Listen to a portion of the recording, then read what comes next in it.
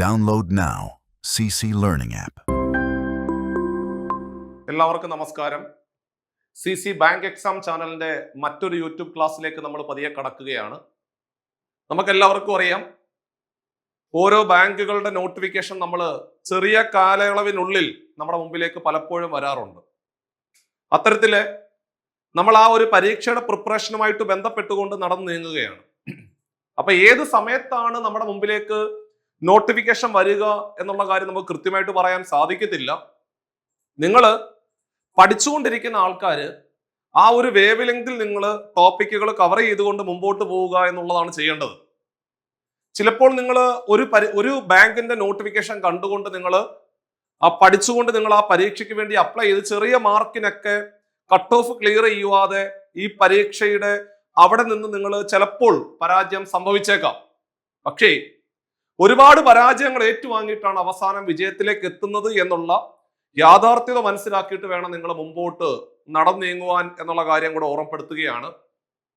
നിങ്ങളുടെ മുമ്പിലേക്ക് അടുത്തടുത്ത മാസങ്ങളിലെ പുതിയ പുതിയ ബാങ്കുകളുടെയൊക്കെ നോട്ടിഫിക്കേഷൻ വരും.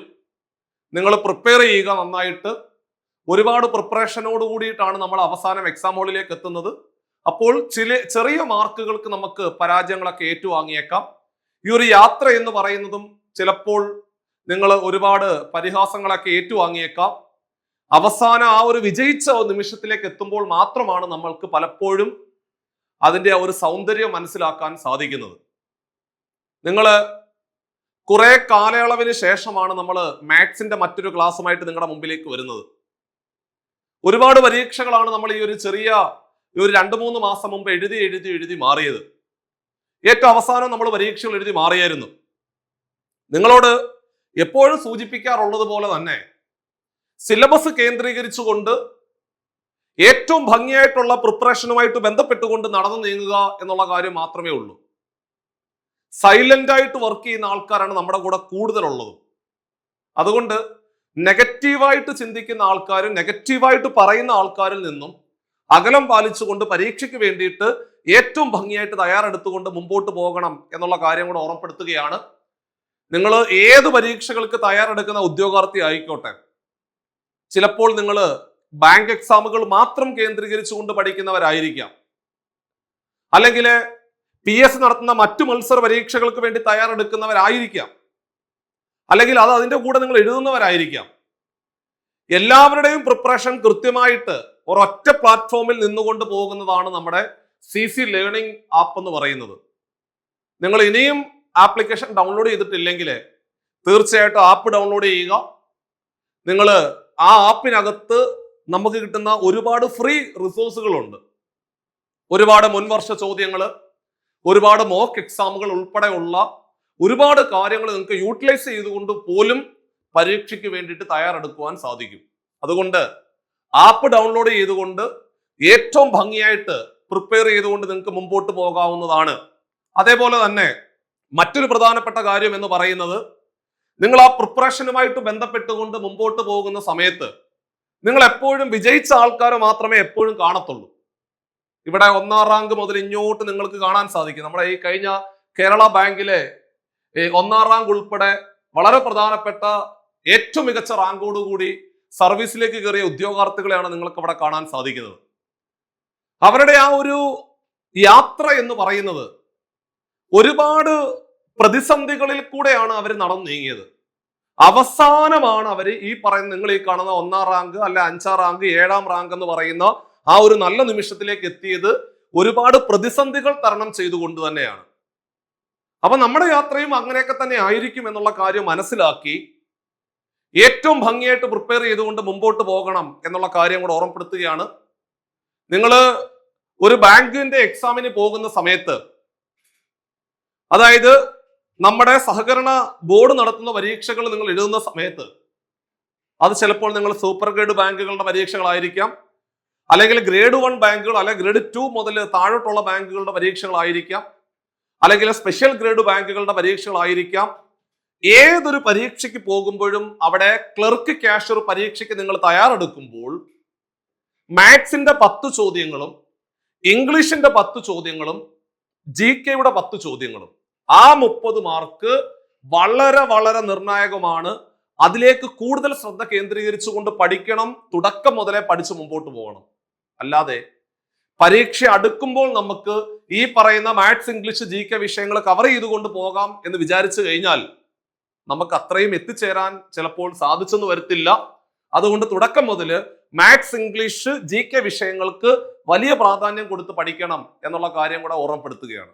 ഇനി ഞാൻ ഇന്ന് നിങ്ങളുടെ മുമ്പിൽ വന്നിരിക്കുന്നത് മറ്റൊന്നുമല്ല, നമ്മളൊരു ജനറൽ ഒരു ടോക്ക് എന്നുള്ളതിലുപരി മാത്സിനകത്ത് നിങ്ങൾ പഠിച്ചു തുടങ്ങുന്ന സമയത്ത് എന്തൊക്കെയാണ് പഠിക്കേണ്ടത്, എങ്ങനെയാണ് പഠിക്കേണ്ടത് എന്നുള്ള കാര്യങ്ങളൊക്കെ നമ്മൾ നേരത്തെ പറഞ്ഞു തന്നിട്ടുണ്ട്. അപ്പൊ അത്തരം കാര്യങ്ങളിലേക്ക് ഞാൻ പോകുന്നില്ല.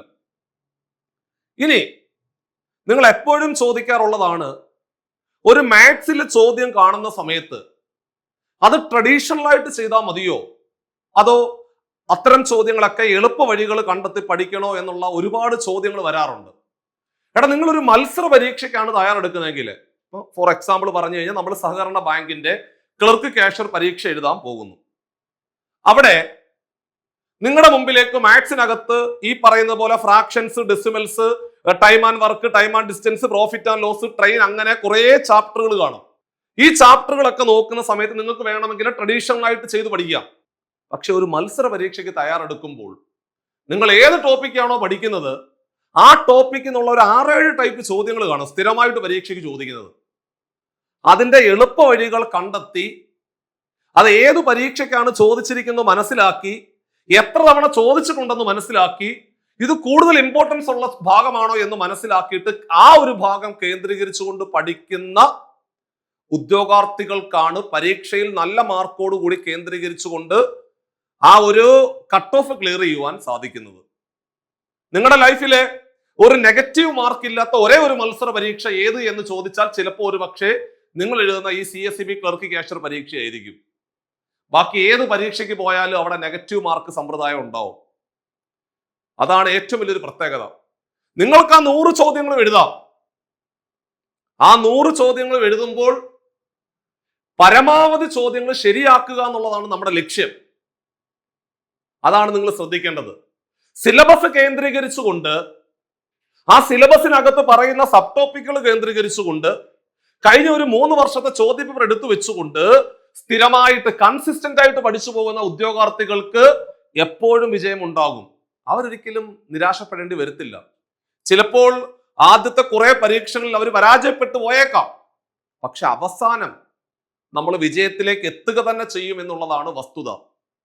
അതുകൊണ്ട് സിലബസിൽ കേന്ദ്രീകരിക്കുക, സിലബസിനെ നോക്കി പഠിക്കുക, കഴിഞ്ഞ 3 വർഷത്തെ ചോദ്യപേപ്പർ എടുക്കുക, സ്ഥിരമായിട്ട് പഠിക്കുക, കൺസിസ്റ്റന്റ് ആയിട്ട് പഠിക്കുക, സ്ഥിരതയോടുകൂടി പഠിക്കുക. എടുത്തെടുത്ത് പറയുന്നു, നിങ്ങൾ ഇന്ന് 1 മണിക്കൂറാണ് പഠിക്കുന്നതെങ്കിൽ അത്രയും മതി, കൂടുതൽ പഠിക്കാൻ ഒരിക്കലും ആവശ്യപ്പെടത്തില്ല. പക്ഷേ നിങ്ങൾ ഇന്ന് പഠിച്ചു, നാളെ പഠിക്കണം, സ്ഥിരമായിട്ട് പഠിക്കണം.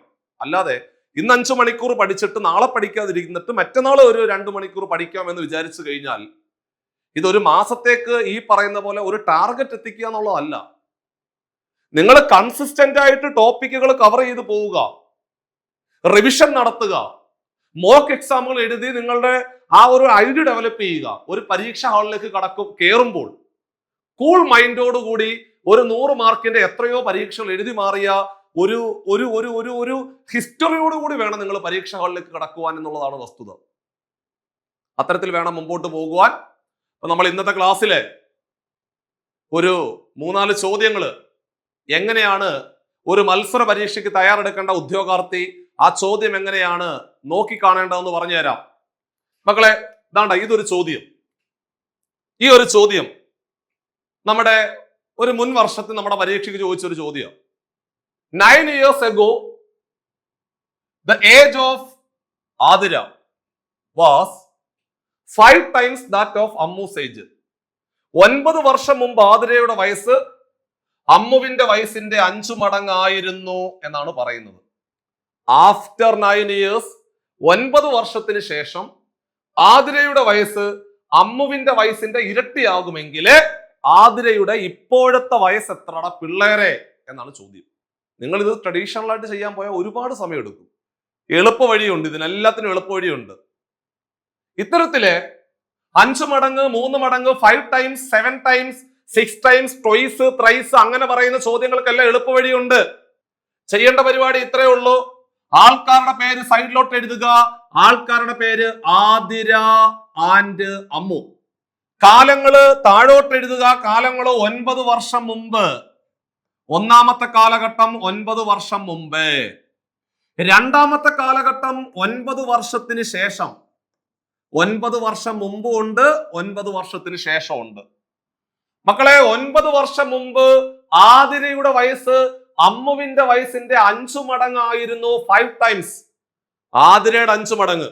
ആരെക്കുറിച്ചാണോ പറയുന്നത് അവൻ ഒരു വയസ്സുണ്ടെന്ന് കരുതണം. കാരണം നമുക്കല്ലാതെ വേറെ വഴിയില്ല. അപ്പോൾ അമ്മുവിന്റെ വയസ്സ് 1 ആണെങ്കിൽ ആതിരയുടെ വയസ്സ് 5 മടങ്ങ്. 5 ടൈംസ് 1 × 5 5. സെറ്റ് ആണോടാ? ഇപ്പൊ കറക്റ്റ് ആയില്ലേ? 9 വർഷം മുമ്പ് ആതിരയുടെ വയസ്സ് അമ്മുവിന്റെ 5 മടങ്ങ്. അതൊന്നാണെങ്കിൽ ഇത് 5. 1 × 5 5. 9 വർഷത്തിന് ശേഷം ട്വൈസ്, മലയാളത്തിലെ ഇരട്ടി, 2 മടങ്ങ്. പഴയതുപോലെ അമ്മുവിന്റെ വയസ്സ് 1 ആണെങ്കിൽ ആതിരയുടെ വയസ്സ് 2 വരും. ഇങ്ങനെ നിങ്ങൾ 4 സംഖ്യകൾ കൃത്യമായിട്ട് എഴുതണം. ഇതാർക്കെങ്കിലും ബുദ്ധിമുട്ടുണ്ടോ? 4 മടങ്ങെന്ന് പറഞ്ഞാൽ 1 4. എടാ പിള്ളേരെ 3 മടങ്ങ് ട്രിപ്പിൾ അല്ലെങ്കിൽ 3 മടങ്ങെന്ന് പറഞ്ഞാൽ 1 3. 5 മടങ്ങെന്ന് പറഞ്ഞാൽ 1 5. 7 മടങ്ങെന്ന് പറഞ്ഞാൽ 1 7. 6 മടങ്ങ് 6 ടൈംസ് എന്ന് പറഞ്ഞാൽ 1 6. ഇനി നിങ്ങൾ ആ സംഖ്യകൾക്ക് നിങ്ങൾ ഒന്ന് പേര് കൊടുക്കണം. എന്നാട്ടെ ഇതിലെ ഇവനെ നമുക്ക് ഏന്നങ്ങ് എടുക്കാം. ചെറുതായിട്ട് എഴുതിയാൽ മതി കേട്ടോ. ഇവൻ ബി ആണ്, ഇവൻ സി ആണ്, ഇവൻ ഡി ആണ്. ആ 4 സംഖ്യകൾക്ക് വെറുതെ ഒന്ന് പേര് കൊടുത്തതാ. ആ 4 സംഖ്യകൾക്ക് വെറുതെ പേര് കൊടുത്തു. A B C D, A B C D.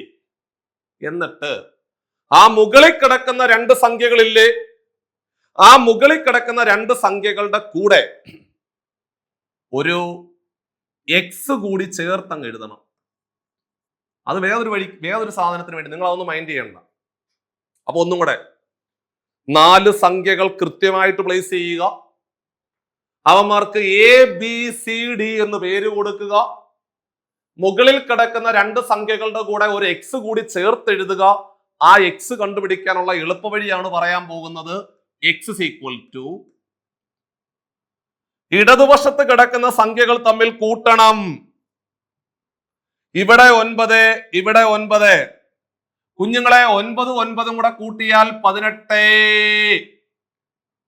എടാ പിള്ളേരെ താഴെയുള്ള 2 സംഖ്യകൾ കുറയ്ക്കുക. C minus D. നമുക്ക് ഇക്വേഷൻ ആയിട്ടെന്ന് പറഞ്ഞു കഴിഞ്ഞാൽ ചിലർ പറയും സാറേ ഇക്വേഷൻ പറയും. എടാ n എന്ന് പറഞ്ഞാൽ ഇടതുവശത്ത് കിടക്കുന്ന സംഖ്യകൾ തമ്മിൽ കൂട്ടുക. നമ്പർ ഓഫ് ഇയേഴ്സ് എന്നാണ് അർത്ഥം. താഴെയുള്ള 2 സംഖ്യകൾ തമ്മിൽ കുറയ്ക്കുക. C minus D divided by cross ആയിട്ട് ഗുണിക്കുക. സെൻട്രലിലെ മൈനസ് ചിഹ്നം കൊടുക്കുക. A D minus B C, A D minus B C. ഇതാണ് ഇക്വേഷൻ. എക്സ് കണ്ടുപിടിക്കാൻ n താഴെയുള്ള 2 സംഖ്യകൾ തമ്മിൽ കുറയ്ക്കുക ഡിവൈഡഡ് ബൈ ക്രോസ് ആയിട്ട് ഗുണിക്കുക. സെൻട്രലിലെ മൈനസ് ചിഹ്നം കൊടുക്കുക. So simple. അങ്ങനെയാണെങ്കിൽ എടാ മക്കളെ 9 9 കൂടെ കൂട്ടിയാൽ n-ന്റെ വില 18 അല്ലേ? താഴെയുള്ള 2 സംഖ്യകൾ കുറച്ചാൽ 2 ൽ 1 കുറച്ചാൽ 1 ഡിവൈഡഡ് ബൈ 5 1 കൂടെ ഗുണിച്ചാൽ 5 മൈനസ് 2 1 കൂടെ ഗുണിച്ചാൽ 2 5 മൈനസ് 2 5 ൽ 2 കുറച്ചാൽ 3 5 ൽ 2 കുറച്ചാൽ 3 18നെ 3 കൊണ്ട് ഹരിച്ചാൽ 6 എന്ന് വരും. അതായത് എക്സിന്റെ വില 6 എന്ന് കിട്ടി. എക്സിന്റെ വില 6 എന്ന് കിട്ടിയാൽ എടാ പിള്ളേരെ 5x എന്ന് പറഞ്ഞാൽ 5 6 30. 1x എന്ന് പറഞ്ഞാൽ 1 6 6. അപ്പൊ നമുക്ക് ഒരു കാര്യം മനസ്സിലായി. 9 വർഷം മുമ്പ് ആതിരയുടെ വയസ്സ് 30. 9 വർഷം മുമ്പ് അമ്മുവിന്റെ വയസ്സ് 6. ക്ലിയർ അല്ലേ?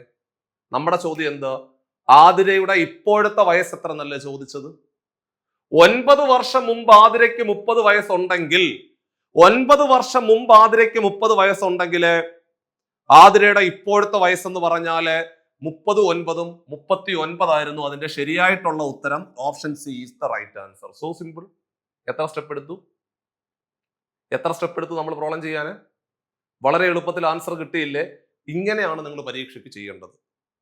വയസ്സുമായിട്ട് ബന്ധപ്പെട്ട ചോദ്യങ്ങൾ പരീക്ഷയ്ക്ക് ചോദിക്കുമ്പോൾ ഈ ഒരു ട്രിക്ക് മാത്രം അറിഞ്ഞിരുന്നാൽ മതി. നമുക്കൊരു 20 സെക്കൻഡിനുള്ളിൽ നമുക്ക് ഈ ക്വസ്റ്റിന് ഉത്തരത്തിലേക്ക് എത്താൻ സാധിച്ചു. കണ്ടോ, 9 വർഷം മുമ്പ് ആതിരയുടെ വയസ്സ് 30. അപ്പൊ 9 വർഷം മുമ്പ് 30 ആണെങ്കിൽ ഇപ്പൊ എത്ര? 39. കോമൺ സെൻസിൽ ആലോചിച്ചോ പോരെ? അത്രേ ഉള്ളൂ. So simple question. ഇങ്ങനെ നിങ്ങൾ മത്സര പരീക്ഷകൾക്ക് തയ്യാറെടുക്കുമ്പോൾ എളുപ്പ വഴികളും ട്രിക്കുകളും കണ്ടെത്തി പഠിച്ച് മുമ്പോട്ട് പോവുക എന്നുള്ളതാണ് ചെയ്യേണ്ടത്. അപ്പൊ അങ്ങനാണെങ്കിൽ മറ്റൊരു ക്വസ്റ്റ്യൻ താണ്ടേ, 10 വർഷം മുമ്പ് mother's age was 4 times her daughter's age. 10 വർഷം മുമ്പ് അമ്മയുടെ വയസ്സ് മകളുടെ വയസ്സിന്റെ 4 മടങ്ങായിരുന്നു. ആഫ്റ്റർ 10 years, 10 വർഷത്തിന് ശേഷം mothers age will be double the age of the daughter.